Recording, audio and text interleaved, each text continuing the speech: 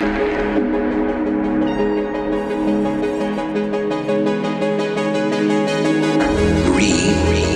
good. Put that coffee down. Coffee's for closers only. Yeah, you're gonna die. It's a matter of time. Question is whether they're gonna have a good story to tell about you when you're gone. As you're turning out buses, it's a very fast car with no top. Acapulco shirts.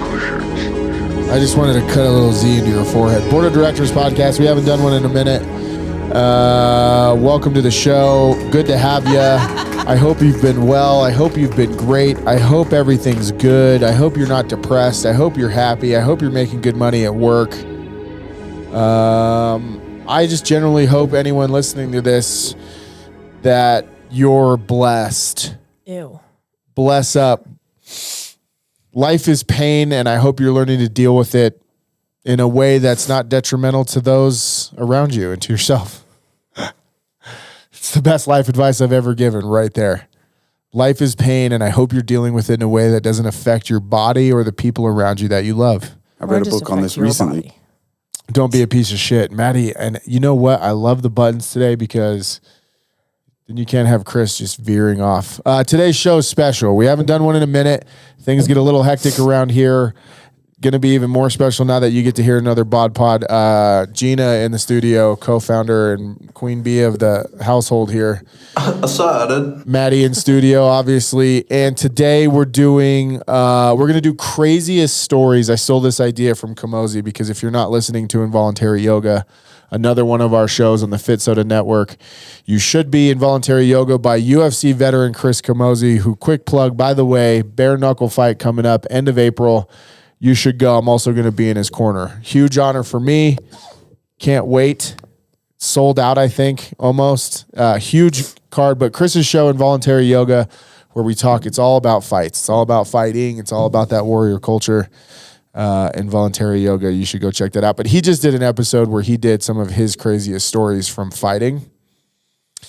And I thought, I'm going to steal that idea. He has weird stories, too. Real crazy.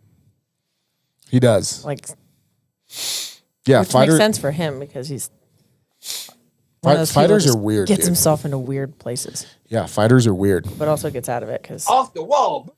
So craziest stories for our business. So the premise is from start to finish, what are some of our craziest stories? And I'm almost scared to tell some of these because they're just some of them we can't share. I don't think. you can. You just probably have to tone it down. Yeah. Some of these stories are wild. And Maddie's been with us. He's been friends with us for so long. He's probably been around some of these stories. It's been crazy, bro. So the first commercial. Okay, so I have one right off top. So when we started the company, it was Sharon and Gina and I, and to save money, we all lived in the same house, and which came with its own set of weird shit. The first house? Yeah, William Street. And incidentally, we lived on William Street's houses on William Street the whole time, even when we moved. I didn't live at that house. I drove from my crap You apartment basically lived at that house. and worked in your attic. Yeah, you basically lived at the house. So we all lived together. And then we moved into what I would describe as a real world style loft in downtown. One of those. You're being generous. One of those downtown. cool. It was in 5 Points. It's one of those like exposed brick. We had a graffiti wall. It was cool because you had like the basement you can look into from the first floor. Yeah, see, Maddie was there for that. That's where we filmed the commercial. We had a hammock and all kind. It was just cool. It was eclectic, and I thought it was rad. It was like, I thought I was such a founder. I'm like, this is such a founder place to live and tell people we started. Skateboard all over. FONDR founder, like no ER, just the R. Yeah, skateboard from room to room. It It was was so cool. You wanted to put a ball pit at one point. I did. I wanted to jump from the. You had a cool shower in there. So Matt's right. It looked like it was just a square, literally. Like it wasn't shaped like a normal house. And then the upstairs was like 3,000 square feet. And you could look into the bottom floor. Mm-hmm. It was sort of cut out. So you could have had like a rope swing. I wanted to put like a like fucking aquarium. In Yeah, I wanted to put all kinds of shit in there. So we're living in this place in 5 Points, which is a rough neighborhood. We can get into that another story later, but we always ended up having interesting people in and out of the house. So again, me, Sharon, and Gina all living together to save money to start this company. We even officed from there, so it was a lot. And the neighborhood was eclectic. There was all these sort of young people living in the neighborhood. It was a rough neighborhood. Very rough. And then we got a new neighbor, and so it's just this like constant circle of people. And we ended up having so much space in this spot that we would always attract stragglers. And we were cool about it. We'd be like, we had so much space. And, at the time we were being so founderish. We were like, we just want... Hey, you guys are squatting too? Can I join in? I love squatting. Yeah, it sounded like a South Squatters' Park rights. character. I love squatting. You sounded like Butters. I love squatting. I love squatting, guys. So no, we were trying to be... I think I was reading a lot of Steve Jobs at the time shit, and I was like, I want to be the change I want to see. I was like, I want people to collectively come together and be creative. What if we lived in the garage? Not just started the business out of it. That's what I was shooting for. So we always had all these weird people around. And at the time I had a second job serving beers because I couldn't afford anything. So I was like, let me get a job bartending, which comes. Anyways, one night after a party or there had been people over, and again, people in and out. So just remember that. All of a sudden, Gina, it's like 3 p.m. on a Sunday. I was still asleep or gone to take a nap. Gina, No, you were upstairs. You were in the upstairs like kitchen area. but I was asleep though. You woke me up. Yeah. it was Gina comes whatever in my it was. room, basically kicks the door open and goes, "There's somebody in the house." And I was like, what do you mean there's somebody in the house? Like it took me a minute to catch on. She's like, no, there's somebody in the downstairs bedroom sleeping. Face down. And I panic. I go get my gun. And I'm like creeping through the house with this gun. Like I thought it was tactical. You were like a soldier, dude. like Jason Bourne. I'm pretty sure he was like in underwear, Yeah. which without his shirt on, he's So again, terrifying. where this ratchets up the scary is we lived in a neighborhood where there was a lot of transient people and always people in the alley. And like in my mind, I was like, we left the door open. Somebody wandered in and crashed, like passed out. That's what I'm thinking. I'm thinking like crackhead. Well, and when I opened the door, because all the doors were those sliders. So when I opened the door, all like the body, I didn't recognize the body. It didn't like compute in my head. I'm like, all I saw was like loafers. So it was a businessman or someone who rides It was a petty hipster. farthing bicycles. This is a hipster. Brakeless bicycles. Chris, the petty farthing guys are breaking into our house again. They're trying to sell us a newspaper. His website was so hipster, it wasn't even on the internet. You had to read about it in a paper that was recycled. That he delivered. So I get downstairs and I open the door and I don't know how to describe this person. So at the time, I wouldn't say we were doing a lot of drugs, but he was one of those guys if you needed extra Xanax. He was a drug dealer, so let me be clear. He's definitely a drug dealer, but for our purposes, he had hit some hard times too, and we were like, dude, and I don't know fucking why. He was also the sweetest He was sweet. until he like went Goblin. Talk about hard. Talk about goblin mode. That's Gremlin. Yeah, he Did went you ever fast see goblin. Lord of the Rings, the King Goblin? Can you pull that up? Lord of the Rings, King Goblin. There's a King Goblin. not what's his name? The point is, this guy Hobbits, when yes. he would party, would go full goblin, like King Goblin. Yeah.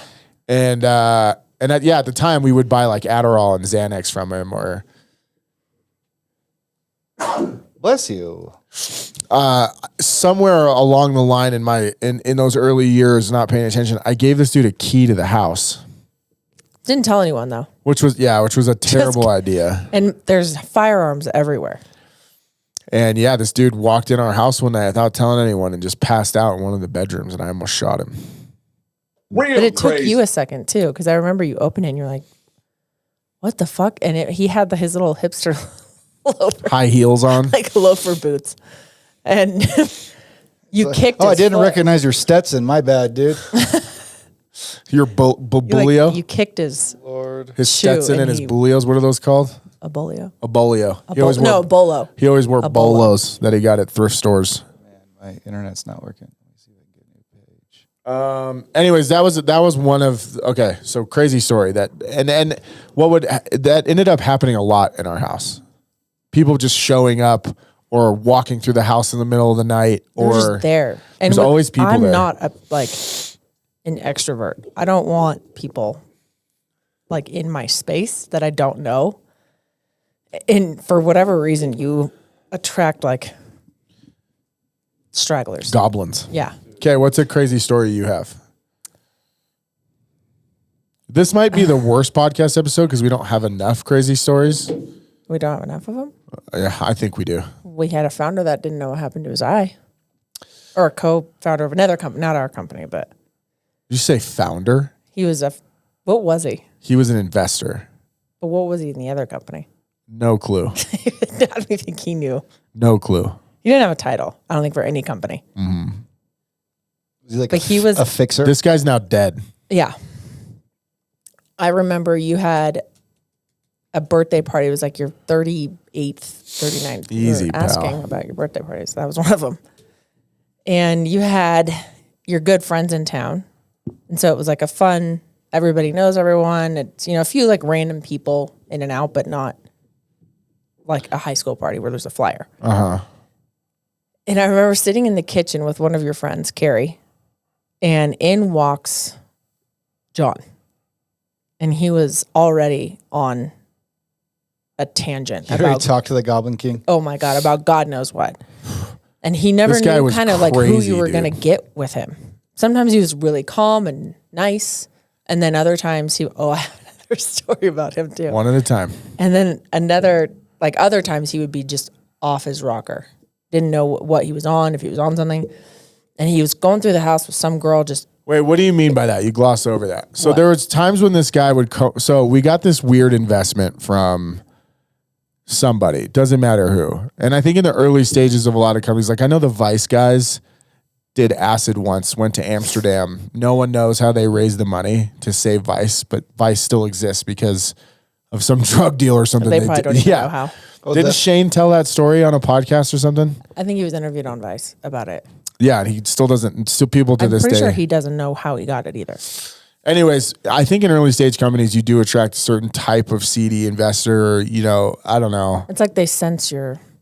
And you're so like- this guy was an investor, and there were times when he would come to meetings at the garage, at the Dream Factory. Soda Garage? Yeah, and we saw him like wig out. Sometimes he was incredibly lucid, and other times you could smell booze and shit on him, and he'd be like erratic and not. Like he didn't. He hadn't. Yeah, slept the for- Goblin King. See, this guy. He's the king of the goblins. With a bolo. He does have a bolo.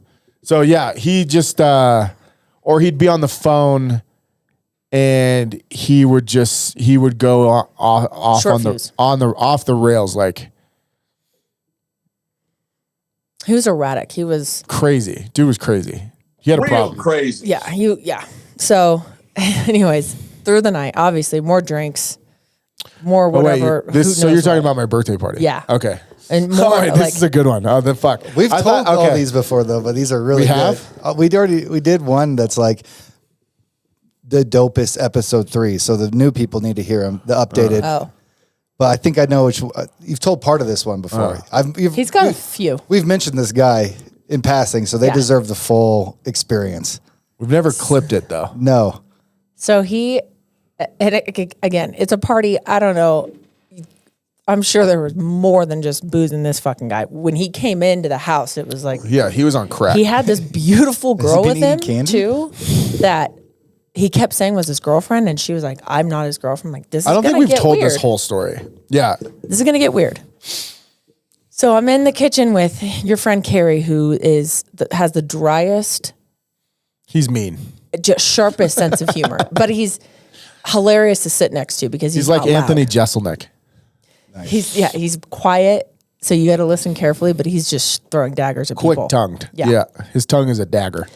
And throughout the night, obviously, more drinks. Everyone's getting hammered. He comes upstairs and he wants to order food all of a sudden. So he's going on this mission asking everybody. That's when Carrie called him recessive Gene. But Because he had red hair. he's trying to get food orders from people. He's hammered. We're like, order whatever you want. He goes downstairs to ask Sharon and his friends what they wanted. And people started ignoring him. So he was trying to like insert himself into conversations. And then he looked at one of Sharon's friends and said, I can have people killed. I've had someone killed. No, let's back up. So the whole night he was walking around the party saying, I'm going to have someone murdered in Chicago. And he kept saying it to where people would come up to me and be like, dude, this weird guy who, by the way, his girlfriend would walk up to strangers at the party and like grab their dicks and make out with them. So he was getting more and more mad. And nobody knew what to do with this girl. Like, who is this person who's basically assaulting people? Going from guy to guy. She was like assaulting every man at the party. And then like walking off with them. No one hooked up with her, but she was like assaulting dudes, like just like trying to open mouth kiss everybody. Meanwhile, the guy she's with, who's unstable and on crack cocaine, is basically having a psychotic breakdown to where the point he eventually started walking around and going, I'm going to have this person murdered in Chicago. He kept talking about he knew someone that he was going to have killed by another person he knew. And then it became like a joke. Like the guy he told was like, I don't know if you should say that out loud, Because bro. then he was like, no one was listening to him. So then he went down and Sharon was like, why'd you go down to the black guys? He like found the one small group. And they were like, who dude, invited why are you Incel telling, Al Capone why are over you here?" telling I us did. this? I did. And I knew, I don't know. It was one of those moments where I knew this kid was I kind remember of, telling you, do not. I knew he was messed up and I was just trying to be nice. I was like, do you want to come hang out? I was just trying to be a nice guy. I've never been invited to a birthday party before. Oh my God. Wow. Fast forward to Wow. after all of his multiple meltdowns. The cops show up. Well, the cops show up. Everyone was cleared out. We had Wait, let's hold on. Let's stop there. Who walks around a party him. and brings a girl who then openly makes out with every guy there and then talks about having a person murdered? Oh man, guilty. Yeah. Every weekend, Shit. bro. Cops come. We had Brian with us, who's a Denver fireman. So he was able to like do the Cool, like, guys. I'm here. yeah, he's able to do the like The policeman. the brother in arms. You know, He did the bro wave. yeah, He did the cop hand signal, like, Yeah. yeah. We're on the same team. and they're like, oh, he's got it. Yeah. So we clear everyone out, but obviously he didn't leave. So he's still standing, and everyone's like quiet, No, and everyone was asking him to leave. right? But it got to the point where you disappeared into the bathroom and hid there for like an hour. Yeah, I was avoiding. we're I was dealing- classic avoidance. We're dealing with that girl Or who diarrhea. still no one like even knew her name. She's a hot mess. It was like And Crystal or something. And then Destiny, and then him. She was cute, which had made it even more shocking. But that's where it was that hot crazy scale. We knew something was going to happen. So he's standing in the kitchen and he's starting to just go down his weird ramble tangent. Spiral. And we're all just staring at him. Let's remind everybody too. This was a guy who invested in our company. Like this isn't Yeah. just a random party story. Starts freestyle rapping for everybody. And That he would've been cool. Stopped and looked at me and told me that he could something like he could pay the rent or Oh he no could no. do. Oh yeah. No. You were in the bathroom hiding. He was walking around the party. We turned my headphone up just a little bit. Got it. He there you go. He was walking around the party telling everybody that he pays our rent, That's right. paid for the whole company, basically invented the drink. This is my garage. Yeah. To the point where some of my friends were starting to get angry. Like, Well, he said it. He looked right at me and said something. Like it was something. Couldn't even remember what he said. But I stood up, and then I had like 4 brothers behind me that were like, absolutely not, because I stood up and went right at him, and then Steve, Carrie, and Brian like picked his body up and moved It's him not outside. worth it. It's not worth And then it. he was so mad that he was officially removed that he threw the meatball sandwich right at that girl. no, he did that outside. I know. So we had a meatball sandwich, just the innards of a meatball sandwich in our front yard for like 3 days. So that same guy one time, he's dead now, by the way. I'm not laughing at that. I'm saying, I don't know. Do you want me why. to hit the applause button? Sure. So that same guy one time, this guy is so weird. Wasn't he a trust fund kid? of I some don't know. sort? So his backstory would always be, we'd be like, I almost said his name. He'd come by the garage where we were inventing the future, and he'd be like, he would be like, dude, where are you from originally? Like, what do you do? Because It was like Iowa. or yeah, he'd always be like, I got to go back to Iowa to the farm. And we'd always be like, what are you talking about? He's like, oh, I own a farm in Iowa. And we'd be like, well, what are you doing in Colorado? And he'd be like, well, I I'm kind of a dual entrepreneur, and like it's like my family. building a business. Yeah, he'd never really give you the truth about this farm in Iowa or Des Moines or Had which is organs in Iowa. it, I Yeah. bet. So this one time he was at the farm, and then he was coming back, and he had to come over for a meeting. He was one of those guys. He always wanted to come over and meet. And I opened the door, and I swear to God, I hadn't seen him. His face was normal when he left. I opened the door, and we couldn't get a hold of him for a month. Remember? I opened the door, and his entire face from his hairline all the way down to his He didn't chin flinch. was a scar. And this was all like mangled and looked like it had been burned, and he was like missing an eye. But he didn't even say anything. He just like walked in. Yeah. I opened the door. He doesn't mention it. He doesn't mention that his eye's missing. He looked like Tyrion Lannister. Yeah. in season 3. Yes. Yeah. Like worse. But even funnier, he just walked in and sat down. He's like, oh, hey, everyone. Weather's been crazy, huh? You don't have an eye. Yeah, I was like, bro, your fucking eye is missing. What's happening? What happened to your eye? He goes, I don't know. I swear to God, his answer was, And he I don't left know. it at that. And I was like, I don't know.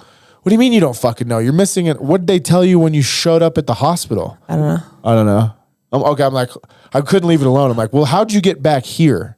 Like, you look like you showered. The accident wasn't yesterday. Like, what happened? It's a scar to you? now. What happened to your face?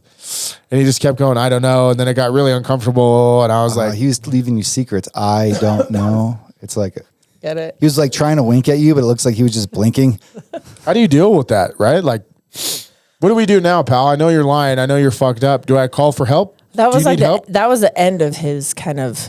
That's when he started to Spiral. fucking spiral squad hard, and then he died. He did die of a drug overdose. Oh, I think, allegedly. R.I.P. I remember another time with him where we had received a bunch of cans, and we had to get those cans.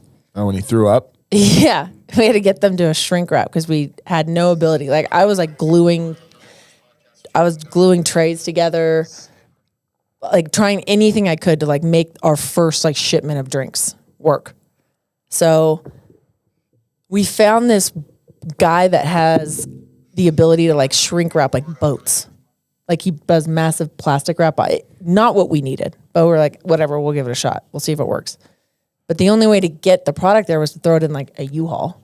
So the bigger problem is that they're all just loose in these trays. So we loaded him up into this U-Haul. He's driving. And I keep telling him, like, dude, you can't hit the gas. There's loose cans back there. Everything, the whole pallet's going to tip. And he gassed it, took a corner, and I can hear all the cans just flying off the pallet. We'd spent the whole night before stacking them, too. It took us like 12 Making the hours. trays. This kind of gluing sounds them. like a Tech 9 song, the way you've been talking about it. We got the cans in the back, the loose trays. And then we pull up to the boat shrink wrap yard, back in, and he sees that all the cans are just everywhere. So he panics because he's terrified to tell Chris. He's like, can you call him? I was like, I'm not calling him. He runs to the nearest porta potty and he's throwing up for like 30 minutes. Yeah, when I first heard this story, I was like, why would he be throwing up? But after You get it now. I totally sympathize and I feel for him and I understand completely. Yeah, that's why I said I'm not calling him. I wasn't driving. This is not my baby, not my problem. I've drive heaved before after after talking to. We all have. It makes sense. Yeah, what's another crazy story? I don't know where to go with some of Also- these because we have like weird supermodel, porn star, athlete, investor stories. We have personal stories that like there's so many. Do we go with like the crazy stories of sleeping on the floor and how we survived? Is it, I mean, the juicy ones are obviously people you know who are hooking up, and I mean, I can tell you this about CrossFit. I'll tell a CrossFit story. CrossFit is the most incestuous, like everybody's fucking each other, porn driven, sexually driven. It kind of shocked me. They must have not gone to film school. I also have the video that we Gina, shot. what are you doing? Yeah, Lucy's in the building right now, and she's corded up right now. We can do a little bit of the old warehouse tour with this bad boy. oh my God. Oh, 'Cause good we- call, Maddie. Because you can see kind of parts of the place here. I look like a senator's son. We make the most natural street So this legal is like the products developed kitchen, by right? Doctors that maximize brain function. And this is your kitchen. Yeah. Okay, so this place that we lived in was built in 1895. No, you know what? That's even generous. 1702. That's a soap factory. Yeah, and they haven't, like, none of the brick has changed. Nothing's changed. The wood is original. I think we can bring it up on the Zillow pictures too. are covering old soap.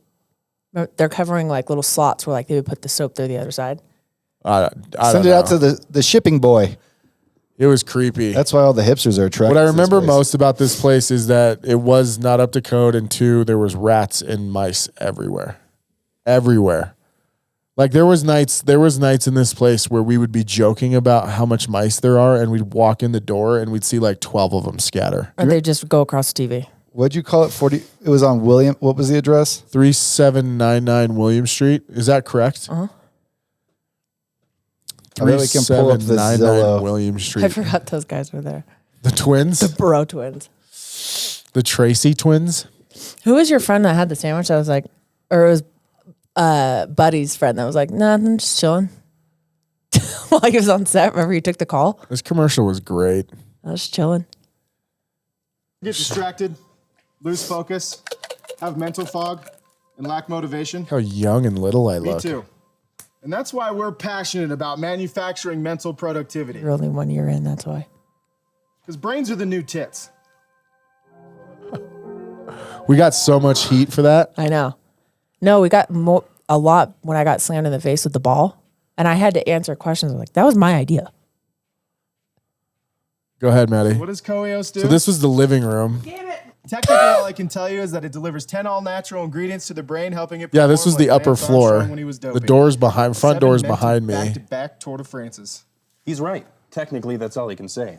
But this paid actor can tell you what it does while we scroll a written statement. I miss that guy. In clinical trials, Koios has been shown to improve focus, mental clarity, concentration, cognitive Man, I was ability, handsome memory back recall, then. blood flow, oxygen levels, neural connectivity, and provide all-day energy and clarity, completely naturally. Nailed it. We good? Yeah, we're good. 2 caps I of look like a Koios is over baby. $2 a day. Yeah, And you our weren't drink is stressed 10 yet. times more effective and better for you than the average energy drink. So stop paying $5 for a latte and drinking jet fuel. Hi, can I have a venti half-cap quad skinny vanilla latte with Thanks, Andy. Matt's on his phone. I'm trying to find it on Zillow right now. Plus, coffee and energy drinks are all technology. Why would I use this when I can use this? I was wondering why Matt wasn't Evolution. commenting on any of this. I just Slater, can't find you know we're it. shooting a commercial today.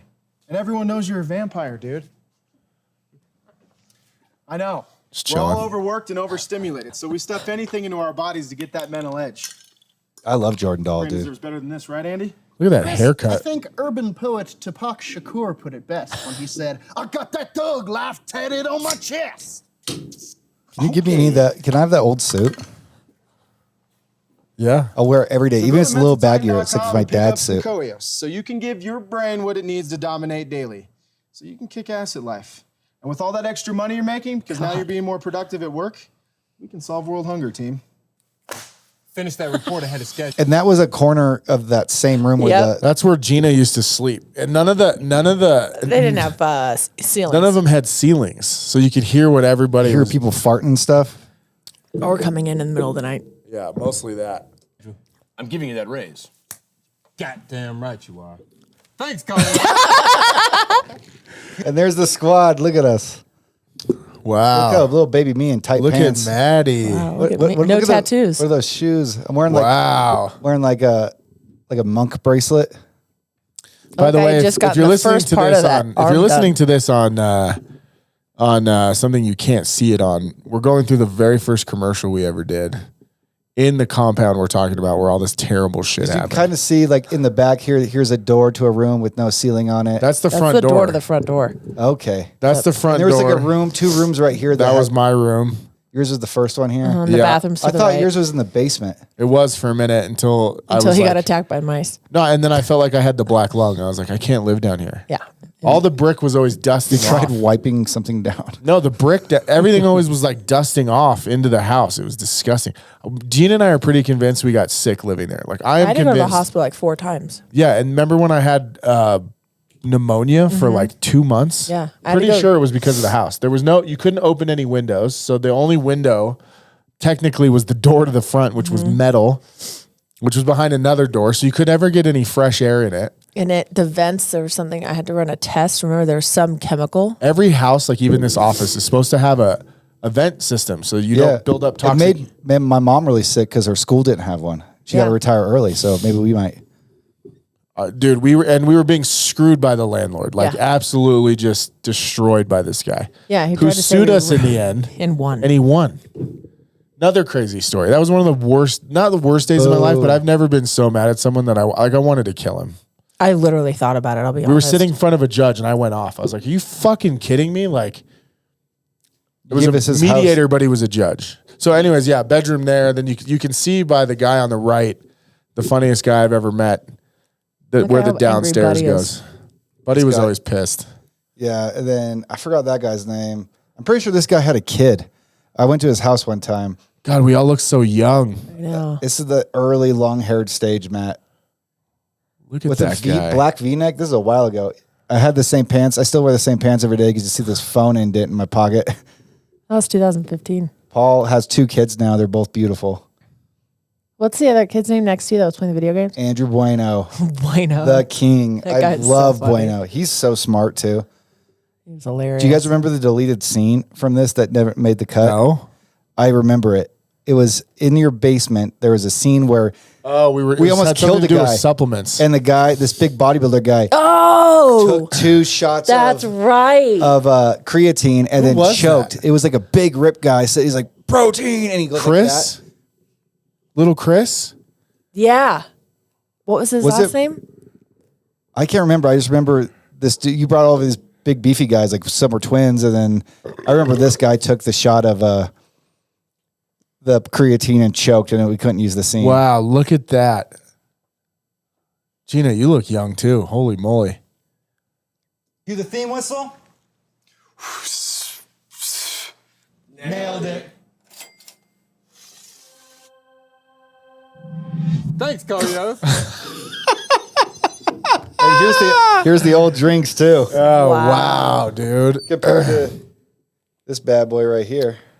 Okay, so another crazy story. And Maddie, thank you. The drinks reminded me of this. So, first of all, hopefully you can see this. If you're listening to it on like iTunes or something, go to YouTube and look at the video. And while you're there, give us a subscribe and a thumbs up if you're enjoying this. Yeah, like and subscribe. Brought to you by Fit Soda. So our first cans were terrible. The investor who gave us money for the drink was for the middle one, this like CBD drink. We were doing CBDs before even anyone knew they were cool. I didn't even notice that. We were like 4 years ahead of everybody. So we're totally broke. Like broke. Like the company's broke. Gina and I are broke. I don't even know. Most days we didn't even know how to put gas in the car. Gina, one time your car got booted and we had to get it. Like Twice. The company They paid for put it. 2 boots on. So I don't know if I've ever told this story. So I'm basically going into bankruptcy. People are showing up at the house. Oh, remember that? So we're totally broke. I'm on the verge of what felt like suicide. Like every day was just so intense, and I had no idea what I was doing. And these guys give us this money to co-make this CBD drink. And we're like, cool. Well, at the time we didn't know what we were doing. So we would mass produce product. So the only way you could make product is if you made 300,000 cans of it. I don't know what I'm doing. I get a formula. This is back when that day I invented my own formula. You remember that? Did you wear lab coats by chance? No. Fuck. I did invent my own formula though, and it was right. And I proved all these scientists wrong, which made me. So basically, we got a formula back. I knew it was wrong. Gina's like, "How do you know?" You built it with your bulldog on your lap. I did. I invented my own formula with my own like symbols and everything. He was fucking Goodwill Hunting. And I proved the scientists wrong that the formula was off. Well, we didn't have time to fix it, and I'm like, fuck it. Well, I got to go to this production all the way in the middle of Washington. So Washington State. It was like 4 hours in. Yeah, Washington State, if you've never been, has two sides. One is the lush, beautiful, you're used to seeing in the vampire movies Pacific with Edward. Northwest. Yeah, it's very beautiful. The other half of it is the middle of the desert. So I fly to Seattle. I don't even know how I got a hotel room. I don't even remember how I did it. I'm in the worst hotel in Seattle. And meanwhile, we opened up a credit card. Meanwhile, I'm on the phone that night, and I got hammered when I got to the hotel because I was so stressed out. I'm fighting the whole night with investors on the phone, like fighting, like basically telling this guy, like, go fuck yourself. And then I think there go our investors. Can't we have your money? Go fuck yourself. Yeah, I'm like, right. Yeah, so I'm fighting with this investor, like, go fuck yourself. So then I get even, yeah, so the next morning I get up to go to this canning line. I have no idea where it is. It's in the middle of Washington somewhere. I get in the car to go, and I'm in the car. And again, remember, this is just, we're living in squalor. Gina calls me and goes, dude, cops just showed up at our house looking for you. They want to arrest you. And I was like full panic mode. I almost stopped the car and just got out and walked into the forest. Like, I didn't know what to do. I felt so low. It was one of those moments where you're like, I would pass bums in Seattle and be like, that dude has a bigger net worth than I do. Because at least he doesn't have debt. I have fucking debt. This guy at least has $50 in his pocket and it's his. I don't even have that. Gina calls me and she's panicking. Well, because I opened the door and you couldn't see it. It was like a steel door. It was like going in. It wasn't like, a corridor, fortress to a castle. Like a check-in, you had to go in this way, this way. Like, that's how you build bases in Fortnite Right. type of thing. And I opened the door because there's no people, nothing. So you just blindly open. And I open up this huge door and at first I was like, who is this guy? And then he opened his jacket and he had the badge that like a marshal wears. That Like a homicide detective. Yeah. Yeah. And I can see the badge. I'm like, have you seen a man with one eye? And he asked, is Chris Miller here? I was like, I have no idea. What? I'm like, I don't know who that is. I rent here. It could be the owner. I have no idea.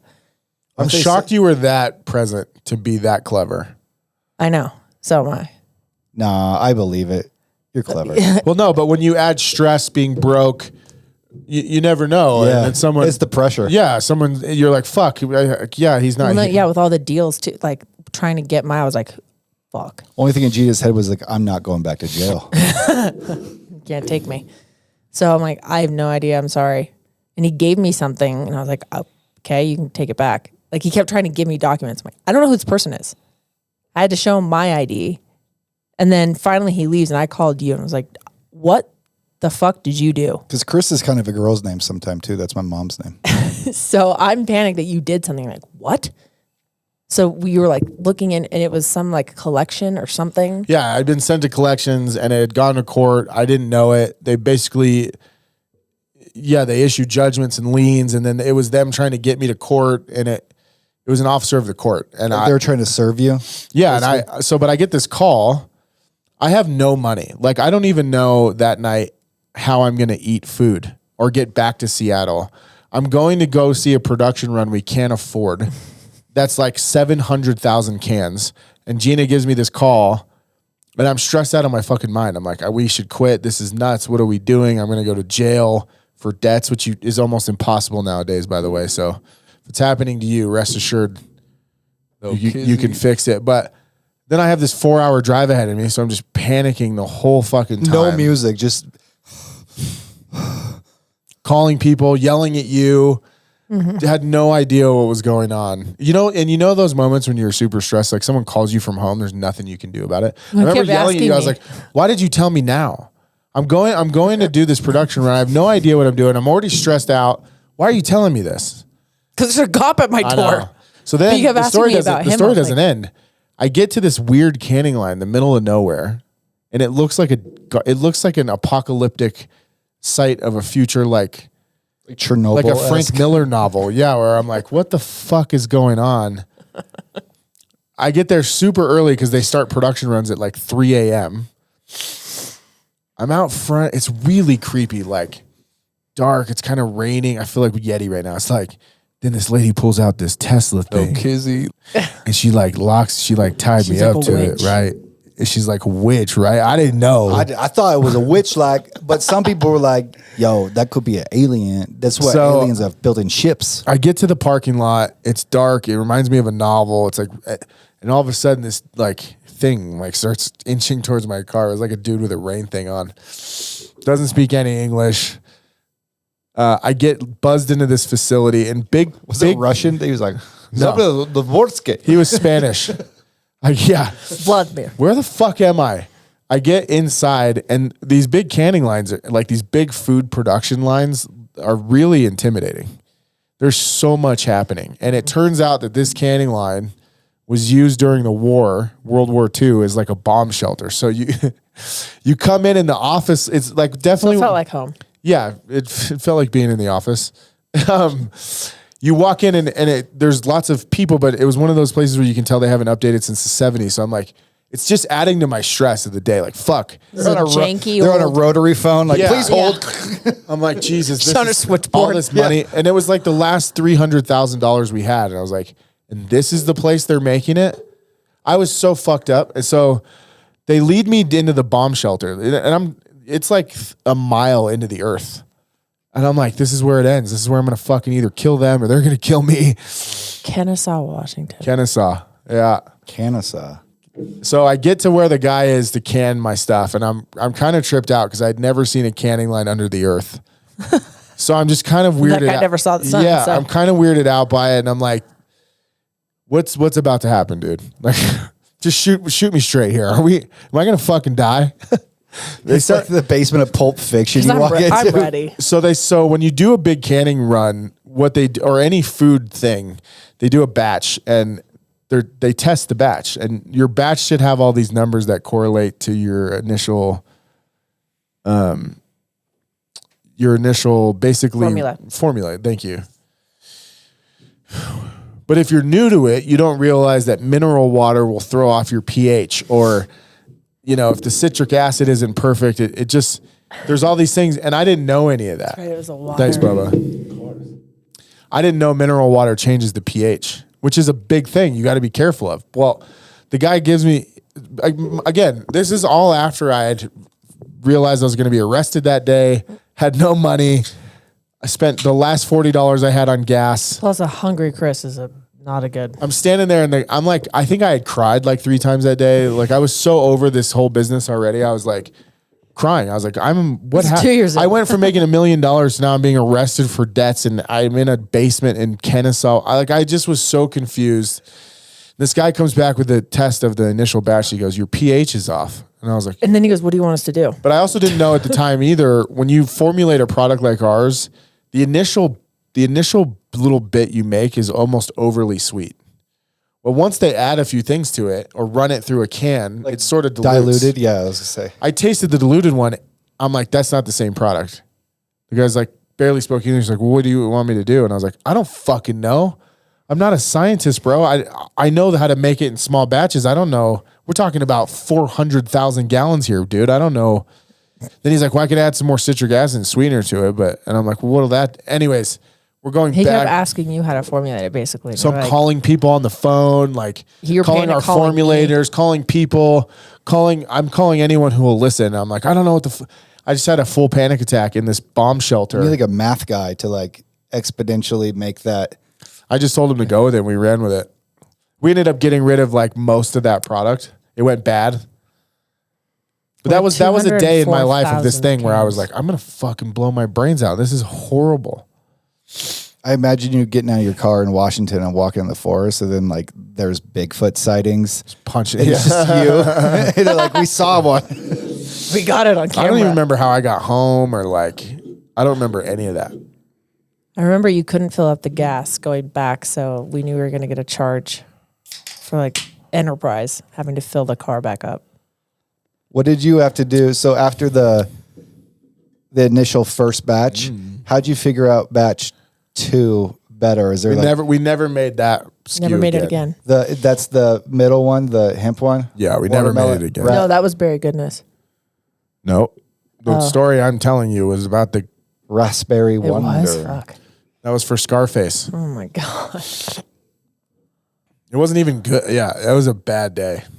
Crazy story. How'd you find out Scarface died? Were you like trying to get a hold of him and then Someone called told us. Super weird. So random. And we were just like, okay. Like no one was shocked. We are like, oh. Yeah, it wasn't shocking at all. So I went to a CrossFit party once where I saw an orgy. So Kizzy. And then met the president and founder of Fit Aid and was like, oh, Threatened him. I was like, oh, you make Killcliff. Oh, that's right. You're the CEO of Killcliff, right? And then you forced him to take a picture with you. Yeah, I saw an and orgy. he was at still the- naked too. It's the weirdest picture we've ever seen. CrossFit people get weird, bro. I don't know if it's like I'm open sexually. Like I'm not like appalled by it, but like I walked into this party and I was like, everyone's hooking up. There's coke every fucking where. And it was a company Life Aid party. You got to retox the detox, dude. It was wild. Like just open. And like, I don't know if it's because everyone in CrossFit's comfortable with their bodies. So like, it was just like naked people everywhere. I'm just so obsessed with working out that like once they leave the gym. If I worked out that don't know much, what to I'd do. be naked too. Right? Maybe it's just because they're so fit. I don't sleep know. in those old man prospector pajamas. No one's seen my tummy in years. Did you know drinking 2 sodas a day can increase your risk of dying? Fit Soda is the anti-soda. It's sugar-free, packed with electrolytes for hydration, aminos for recovery, and has absolutely 0 calories. Stop treating your body like a garbage disposal and start hydrating it like the winner you are. Sorry, guys, I went for a nice long walk today. A little Fit Soda never hurt nobody. Have your cake and drink it too. Pick up some Fit Soda today. Oh, that's it. Yep. Wow, they really updated it, eh? Wow. Is it for rent right now? No, it's off market. Let's move back. It's had a lockbox on it for like 3 years. Wow, it actually looks pretty decent right now. I remember you guys had a cool bathroom. Yeah, that's still there. I loved that said Denver right there with the Denver Not the guy that skyline. does. I know that place was Never horrible, Summer but I did kind of that. miss it. I do not. It looks so cool. I would live here. I'd rollerblade around. Ooh. Place was fucking impossible to keep clean. Yeah. Whoa. What's that? Go back. Matt, you're clicking Which around. one? That one? Yeah. What is that? That's the basement first. Oh, that's the Was that your He office redid too? the floor. with our fucking money. Yeah.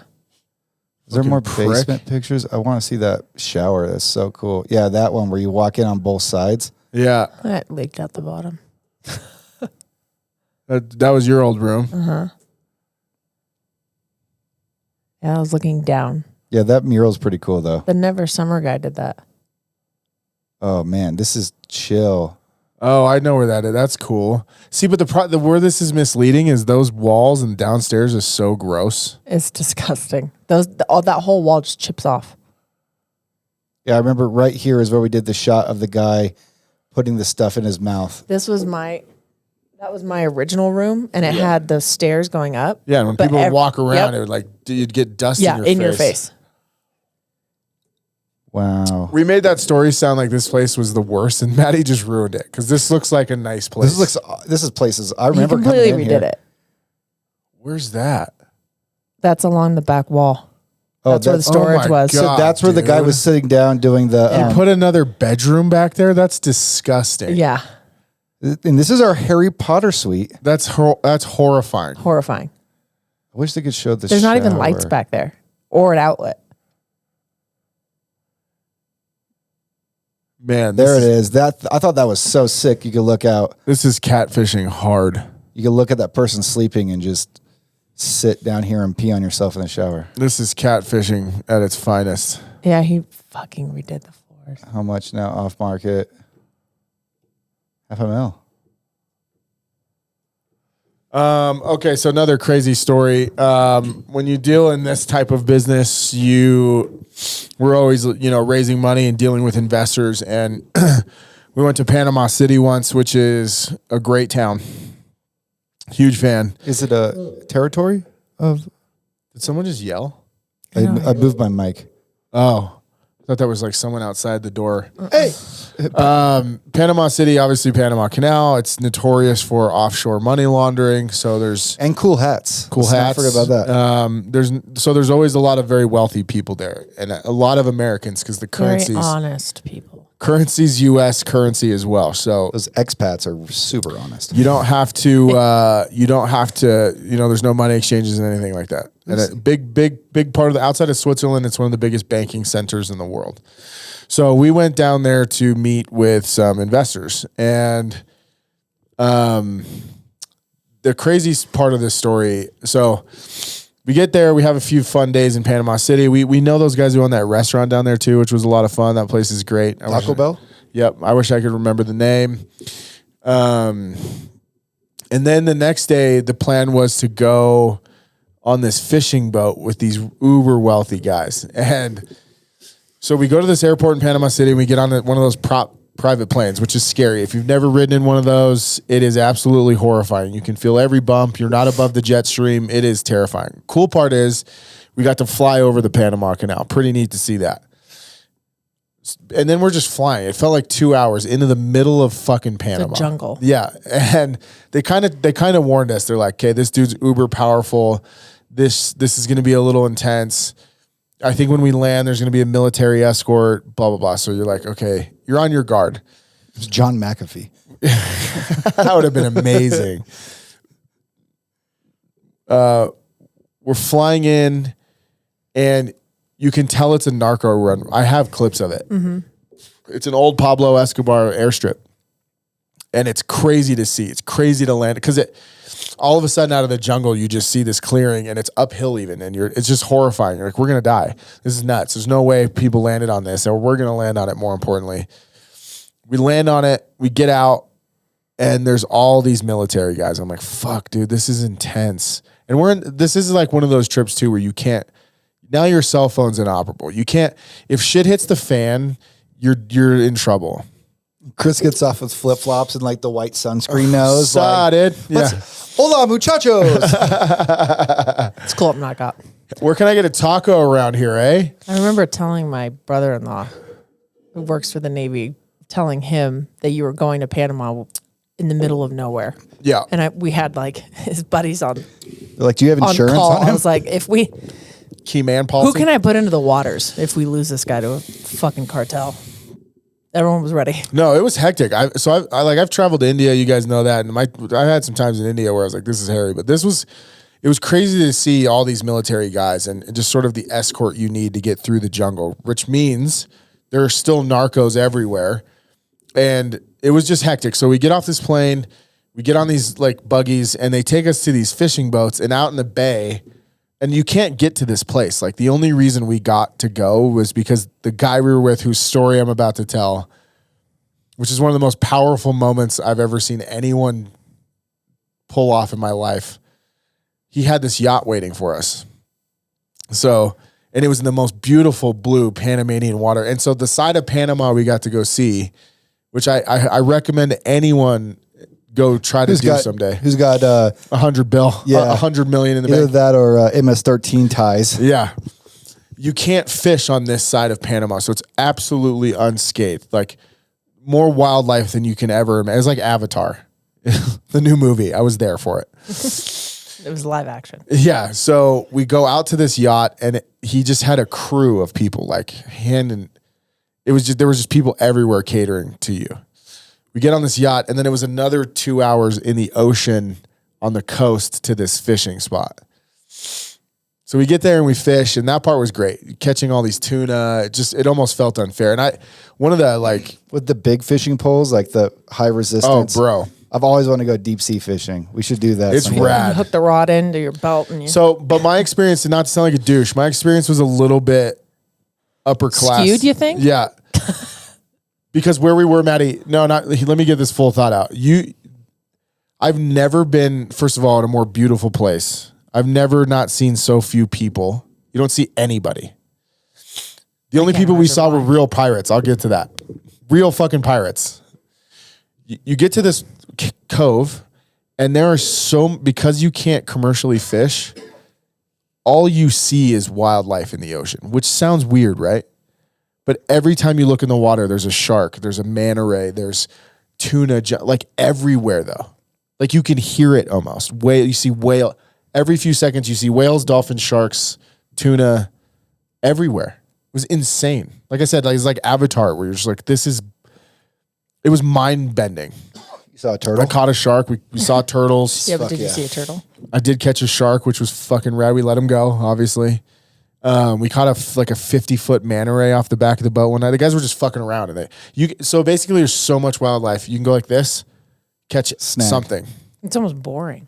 That's what I'm getting to. So tuna fishing, Maddie, is crazy because you're not like sitting off the back of a boat. What they're doing is like hunting. Like so trolling them. Yeah. They're hunting. So basically you get out on these little skiff, super fast boats with these really professional anglers. And all of a sudden they're looking, and when you see the water bubble, they'll watch for seagulls. So there's like a chain of command. Like the bigger whales will come up, push the tuna up, the tuna push the little bait fish up, and those bait fish hit the surface and make it go. It's like sparkling. It's like frothy. They're getting away from those, and that's where the seagulls come in. Yeah, and then you'll watch the seagulls dive in to catch those, and you chase seagulls all day. So you'll see these swarms of seagulls, and you'll see them start to dive, and the guys on the boat just floor it, and then they get all excited. And then as soon as you're getting to the froth, they throw out a fish because you don't have much time. Mm-hmm. But every time we cast out, we'd catch a 400-pound tuna. Every single time. Did you release all of them, or no? They ate all of them. They ate all of them. These guys we were with are definitely, they eat all the fish that gets processed right there on the boat, fresh. Every night we'd come back, there'd be, that 20 minutes ago caught sushi and a team of people preparing it. It was nuts. So here's the crazy part of this story. I was doing an audit. In the side room. So we're on this yacht, and I didn't get to go. One of the guys we were with, who apparently was the most powerful guy. Panama's most powerful. Canada. He's from Canada. Apparently he's close to a bill, right? Now, one night he was telling us these stories about how he had a big heart for building orphanages. That's just God gave him all this money, and that's how he gave back, was by building orphanages all over the world.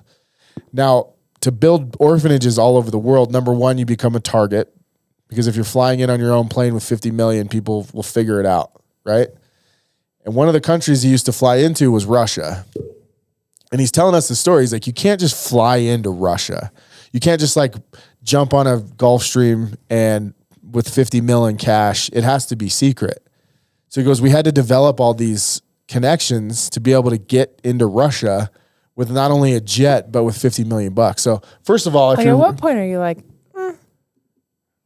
better not? No, you're committed to that cause, right? But I'm hearing this story, hearing a whole nother side. I'm like, I don't give a fuck about your cause. What kind of fucking juice do you have to have in life to be able to do? Do you have Vladimir's mobile? Yeah. What number? kind of, listen to what I'm saying. What kind of fucking juice do you have to sneak a jet into a country that is hostile with 50 million in cash? I bet Michael and build orphanages with you have to have a network of, that's nuts. So he's telling these stories, and I'm just spellbound. I'm just like at the edge of the table, like, feed me more. And these are cool stories, he's like doing good across the world. And so we'd already been set up with, okay, you got juice, dude. We get it. Like, you have some power. I mean, you're on his yacht. Yeah. That helps. He goes, by the way, he has 2 girlfriends, so this story's a bit ironic. His ex-wife, he's like, talking about his ex-wife. And we've had a few cold ones by now. He's getting a little loose. Some Bellicans. Yeah, we've had some Bellicans. That's the beer. New brand. He's getting loose. He's talking about his wife. And he's like, yeah, she's dating some guy now, blah, blah, blah. He's like, okay. I hope I do this story justice. He's talking about the guy she's dating right now. And he goes, someone says something about him. He goes, I could have him wiped off the planet today. And nobody said shit. Not one person was like, fuck off, John. No kizzy. Everyone in the room knew it. One of the other guys that was with us was the attorney for the Hells Angels, like another very powerful, and no one said a fucking word. Everyone was just like, and I was like, did you guys see that? He meant it. He meant it. Then he goes, I thought that was over. He goes, I have the resources and the connections to make anyone I want disappear. Well, yeah, he and Vlad are fucking buddies, apparently. What kind of juice in life do you have? What kind of fucking power do you have to be able to? Apparently, he still needs it told, though.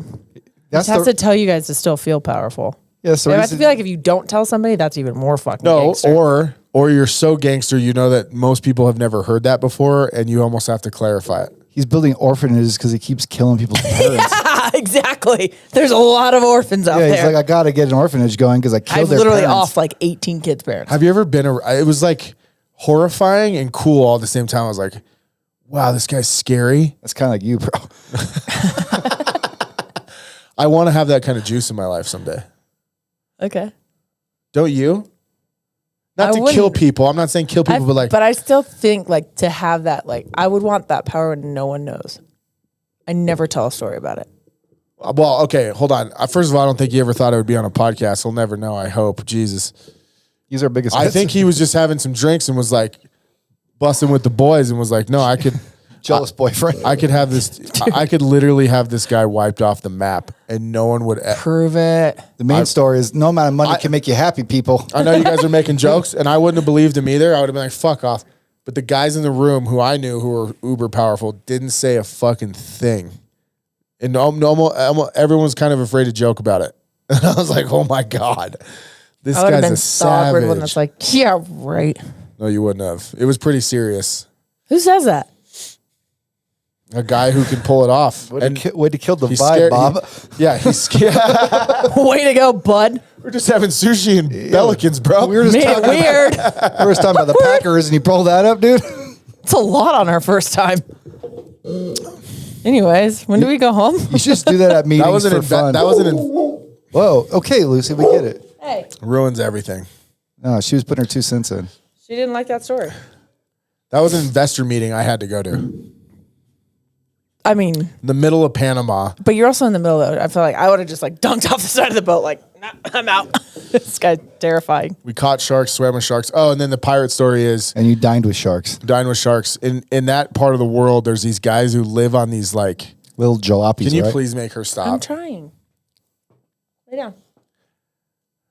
She just wants to be seen. She got excited. She wants to be heard. There's these guys who live on these trollers that look like Waterworld things. And they don't get off the boat for like 6 months. And they go catch bait fish. Oh, so guys that like you buy the chum from? Yeah, but we never bought anything. They're so broke, dude. Be like, oh, we got a six pack for a bucket of fish. They'd be like, oh, dude. It was like the greatest thing to them. These like salty, like Pirates of the Caribbean dudes who've I don't think they've ever been off a boat. It's like the Hangover, because I haven't traveled the world. In Hangover, when they go through Bangkok, but they're like trying to get to the next spot to find their friend. And there's those weird like shanty boats that like pull up. They have like but weird cloth hanging. Imagine like 6 of those put together. Yeah, they're all attached, and there's like cloth, random like those guys cloth were cool. items. And they were pirates? I mean, I feel like they were sea pirates. dwellers. Salty dogs. Salty dogs. I feel like he's probably friends with pirates, like Somalian pirates, where they're like, Bill's in town again. That guy. Let's stay out of Panama today. That guy had some serious juice. We landed on a narco runway. I don't know. You have a video of like. It's pretty intimidating. AKs pointed at you guys. From the police, like the military guys. Yeah. You could airdrop it to me and I could pull it out. Good one, you can Maddie. hear the propeller. Like that old like Cessna sound. Yeah. Like they had to go outside and start the plane like this. Yeah. Like an old Howard Hughes movie. Yeah. Like when he was Howard Hughes. When he was shooting the Yeah, see? the old the Red Baron movies. Mr. Hughes. You have a lot of fucking weird stories when it comes to the milk guys with money. Goes into the Oh left pocket. yeah, guys with money are always good for. It's like stories like this where you're like, who does shit like that? I have a theory on you can see some guy out, and the richer he is, the dumber the pants he has on. Like if it's like a pretty accurate. It's got like the zip. Yeah, they have like zippers on Cargos. the knees, but they don't Yeah. zip off, and there's like a pocket like right above the crotch or something like that. Even when I was in LA, when like going around with all like these crypto or old school investor guys, I was like, oh, the richer the guy with who's the most money has the dumbest pants in the room.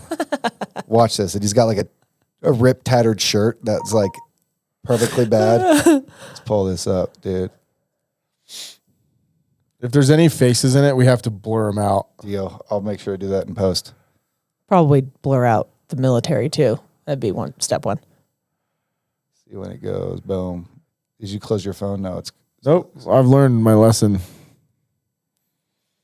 getting pretty good, bro. I'm proud of you.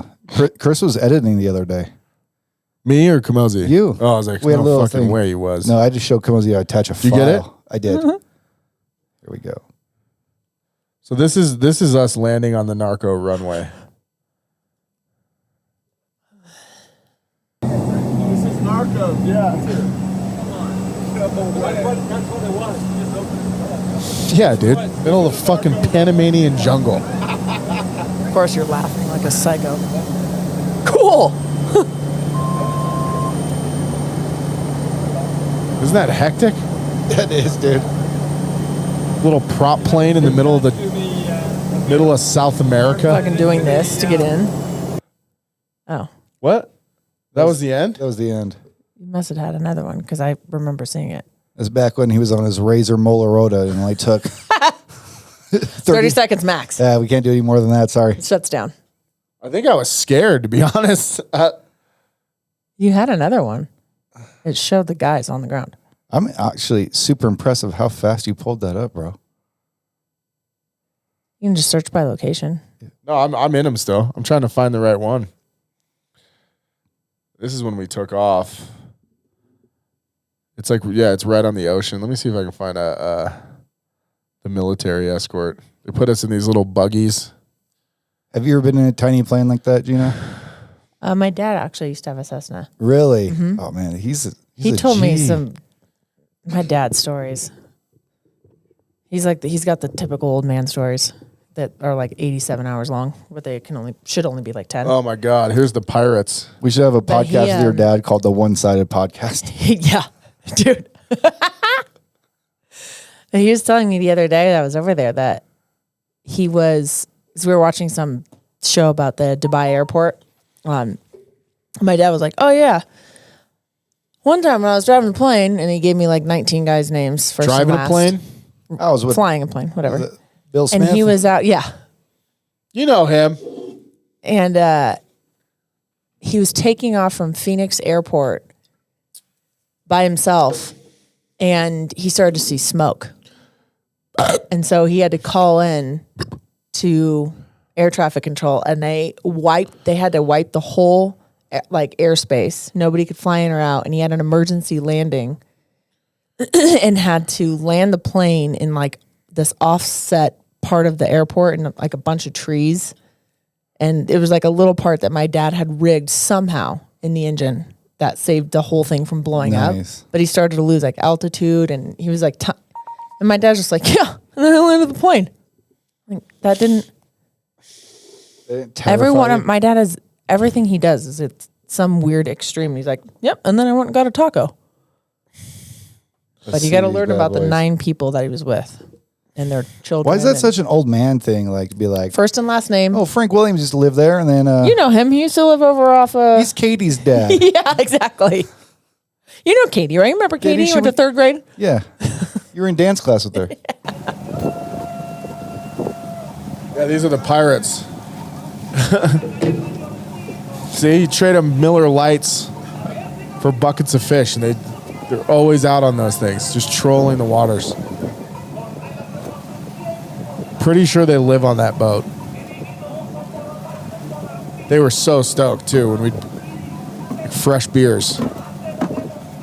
See, and he pours the bait fish in there. Come on, dude, get it together. Zip. I love that music. Yeah, dude. And then The there's whole economy out there, it's crazy. That's a 300-pound tuna. 200-pound. Sick water shoes. dude, those are What's Sperry's. your fucking cargoes, man? Sperry topsides, bro. I bought a bunch of fishing gear. I didn't know what to do. I got nervous. Wow, that thing's massive. How long have we been going? Let me look. We've been going hour 12. Oh, that's not bad. No.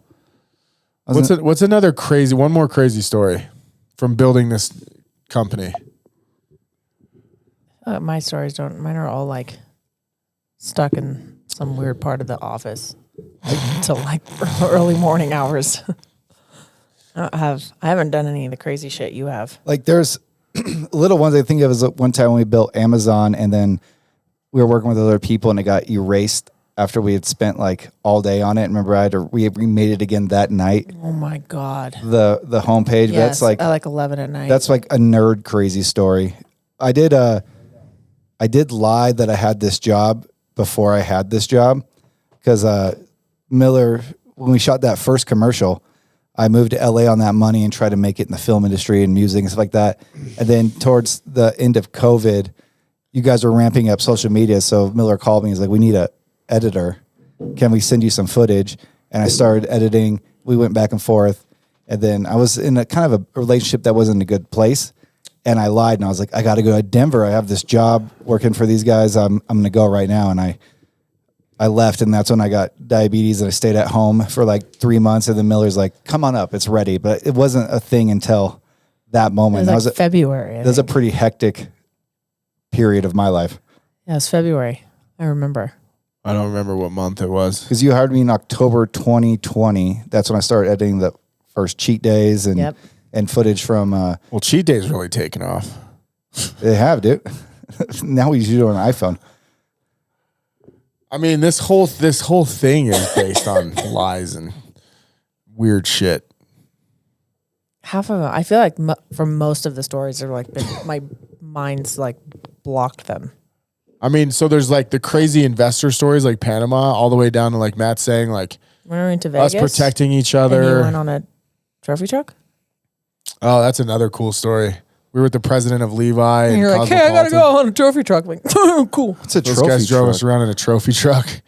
Those big, they drive them to like the Baja 500. Oh, yes. The big old fenders. Big fuckers. That's fun. You've been on some insane trips.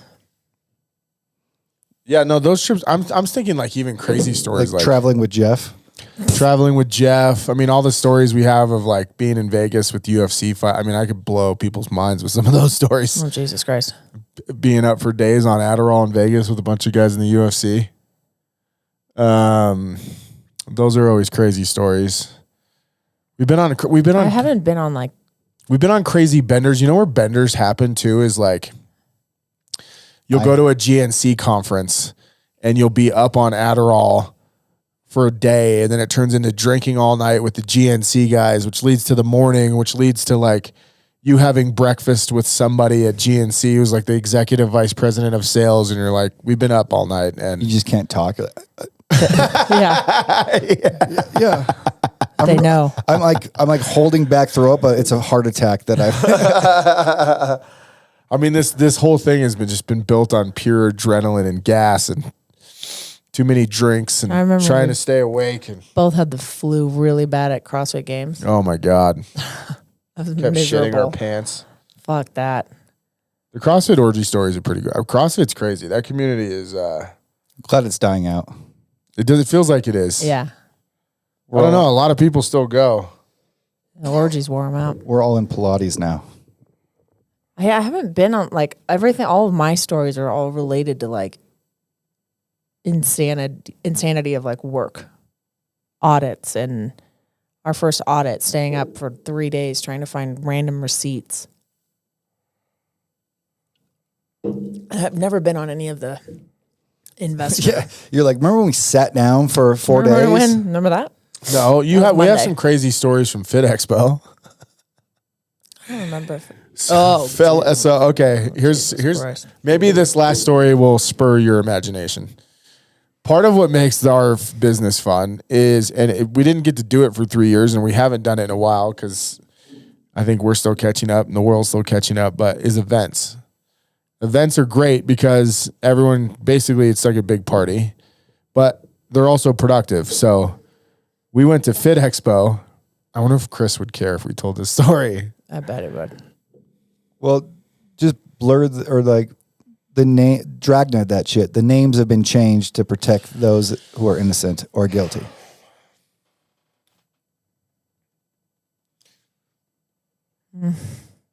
The mind, your face is telling me no. But your body's telling me yeah. Your body's telling me I'd yes. wait for him on that one. No, okay, so yeah, I mean, no, you get to go travel. We had Stipe Miocic with us at our booth, who's probably about to fight John Jones for the heavyweight title. So we're Team Stipe. And that first night was a blast. We just had so much fun. You know, you get together. We had a villa in LA. Okay, I'll tell the story about myself. What happened to me? I'll make it embarrassing for me. Oh, the next time when you showed up on a one wheel? Oh, man. So first night's great. We cooked dinner for everybody. Stipe came over. We cooked dinner. It was like 15 of us. We had all these ambassadors with us, like Jenna Breslin and a bunch of folks. Fun first night, but we drank a lot. You end up drinking a lot at these. And at first, we weren't even drinking for fun. It was like just trying to, how sometimes booze gives you energy and you're like, maybe if I have a few cocktails, I'll wake up. Oh, I know.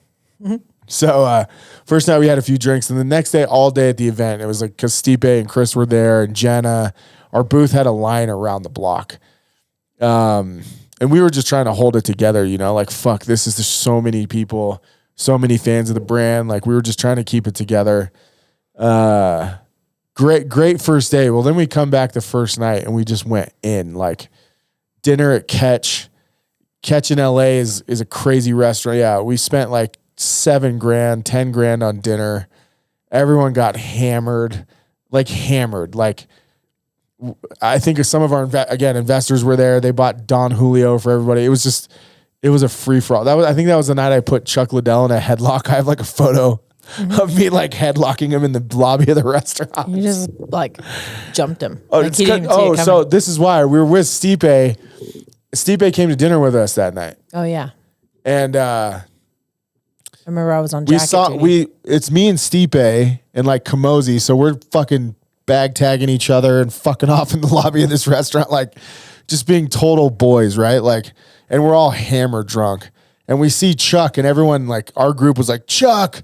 They knew him, but I didn't. But I pretended I knew him and like threw him in a headlock and was like, "What's up, you rascal? Good to see you, fucking guy. Look at this fucking guy. You look good. Yeah, you fucker. What's up, bro?" I was like, and I have a picture of me like grabbing him by the cuff. So we're like wrestling with Chuck Liddell.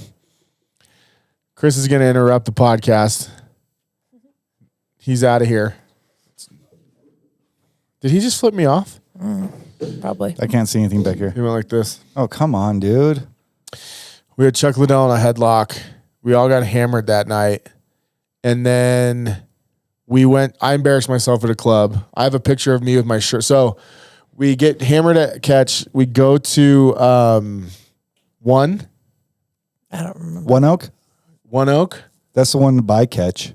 Club? Yeah. It's right by the Chinese restaurant. And there's Blank Tao. Dragon there too. It's right by Tower. We went to One Oak, and we saw like Lil Yachty was playing. I was there when Migos were there one time. It was one of those nights. It was like Lil Yachty, and we had a table on the stage, basically. We had a VIP booth. Like he was like right here, and we were right here. And I proceeded to get more drunk than I've ever been.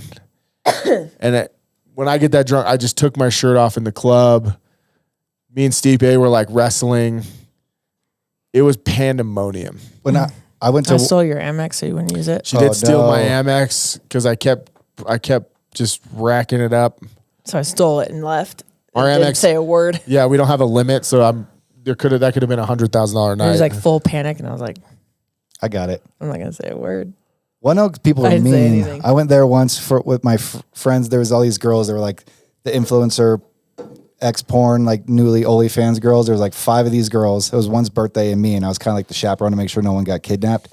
And we go to One Oak, and the bouncer's like, check this guy. He's probably the coke kid. There's no way. There's probably no way. He looked like the coke kid. All these girls are hanging out with this ugly asshole. And I was like, what is happening? This is so mean. Ouch, bro. Yeah, I don't know if we didn't get kicked out. I left with Jeff, and we had a pizza party. We had so many people at our table too. We were just like the center of attention. There were so many like famous people at our table. I was talking to Stipe for most of the night. So he put me on jacket duty because his wife gets mad at him because every time he goes somewhere, he leaves a jacket. So she has like Amazon like back orders. So I was on jacket duty all night. So I was keeping an eye on him. I didn't want him to get in trouble. And he kept getting Heineken's brought over to him. But he like wasn't ordering. He was like, they're just giving them to me. Bucket Heineken. So he was like changing the order every time. So I was like, who likes Heineken? I don't want Heineken. So I was just talking to him, and then I had to go to the bathroom, and I got up and turned around because when we got there, no one was there. There's no jackets. And I was just talking to Stipe for most of the night, and I turned around. I'm like, holy shit. When did this happen? The whole place was like a sea of people. Yeah. Like, that was the same weekend. God. I don't know why it was a Grammy Grammys. weekend. And that was the same Saturday. That's why. Kobe That's why like died. Little Yachty was playing. Kobe died that Sunday. Fuck, that was such a hectic weekend. I was supposed to meet up with you guys too. I remember you texted me. You're like, hey, we're in LA for the weekend. Huh. Wow, that's crazy. Well, the next day is when it got interesting. So I threw up that night because someone forced me to smoke marijuana, and No one forced you. Someone forced me to smoke devil's lettuce. I hate when that happens. I'd already had 7,000 drinks. I threw up on the Hermes blanket in our villa. You woke me up and you're like, I got in the hot tub with you kept pouring out your drink too. This was her I was story. a mess, Like, dude. And then he would drop it in the spa. There's all these people there still, like Stipe, all the ambassadors. I'm walking around. It was bad. He had curfew. He had to go home. I got put to bed. I got drunk. Well, then the next day I missed the event. I missed the whole fucking event. Oh no. Gina's blowing me up. She's like, "Where are you?" Well, first you asshole? woke me up and you're like, something happened. And I was like, fuck. So I'm like on the hunt in this house to find where you threw up. Yeah. Because I know it's somewhere. rough. And I find it Like Daredevil. in you're the just sniffing around. in the dry clean only Hermes blanket. I'm like, oh, cool. Well, it's going in the washer. And I'm trying to wake up the other girl that was with Brooke. I'm trying to wake. She's yelling at me. Jeff was there. Jeff was yelling at me. He was up in the morning. He's like, hey guys, I got me some coffee. You want he some was pancakes? yelling He at was me. hungover, and then Gina was like, "You got to drive." He's like, "I can't drive. I'm still drunk." And I was like, so we all are. We are all hammered still. And Meanwhile, Kamosi We were pops like- out of we- his room and looks like he's He's got a workout in, guys. What do you guys doing? yeah, he looked magical. I was like, why are you I'm pretty glittering? sure he hadn't been to. He went hard. He for told 2 me that days. he was sitting in the room just looking out the window. I was like, that's weird, but awesome. But he always been looks. there. He looked amazing. We're like, why do you look He's so like got handsome? glitter on him. Like he's like one of the vampires This that had is like what glitter. I can't tell this part of the story. But I remember, so we got there, me, Kamosi, The best part's on the way home. Miranda, right? Was that her name? Miranda? I think. Sounds like an influencer. And Brooke and Jeff. And we're all absolute mess. And we had like 10 minutes before they took our pallet away. So we were like hucking our cases of drinks into the booth because we were like, we'll have to build it later. Luckily, everybody there was a disaster. Like Yeah. The Sunday at a fitness event. is everyone always was a mess. disaster. So we're just scrambling. We're all like sweaty. Jeff's yelling at me. Kamosi still looks like he's from. He'll probably listen to this too. Fuck you, Kamosi. Yeah, the hair's perfect. I was like, I want to murder you. still got I have your so back, much bro. makeup on trying to hide how I look. I got your back, bro. And the whole time you are nowhere to be found. Ugh. No one can get a hold of you. I was so sick. Fast forward, I don't know. We have like 2 hours left in the show, I think. Maddie, this is great. But meanwhile, I'm He texting her. kept telling us, I was at Starbucks. I'm on your, no, you kept saying, I'm on the way. For like 4 hours, you were on the way. And we're like, Okay. It checks out in LA though. I couldn't get it together, man. So finally, he's like, I got Starbucks. Again, we were like, totally. It's 4:00. So he shows up on his fucking one wheel. I rolled up to the booth. And he's like, hey guys. I'm like, He looked like a are you serious? Hey. And then What are you he guys brought doing? Starbucks for everyone else except for me and Kamosi. Whoops. Yeah. And you were like, how's it going? I'm like, we want to kill you. We were miserable. Kamosi was wearing the Koyo's leggings and they were all baggy on him because we hadn't eaten in like 3 days. One of the funniest parts too is when we were on the way home and I drove for some reason. We stopped at a 7-Eleven and Chris got a bottle of Chardonnay. He will fight you on that and say it was champagne. He'll still fight you. It was Burt's, dude. He got like a 30-pack of Modelo and a bottle of Chardonnay. My guy. My guy. Anyways. Last time I drank with you in a hot tub, I jumped in the snow. Oh man. We were drinking beers in a hot tub with a porn star in the mountains. Yeah. That's another crazy story, but you're gonna have to tune into Crazy Stories Part 2, Board of Directors. This was a good one. That's the show.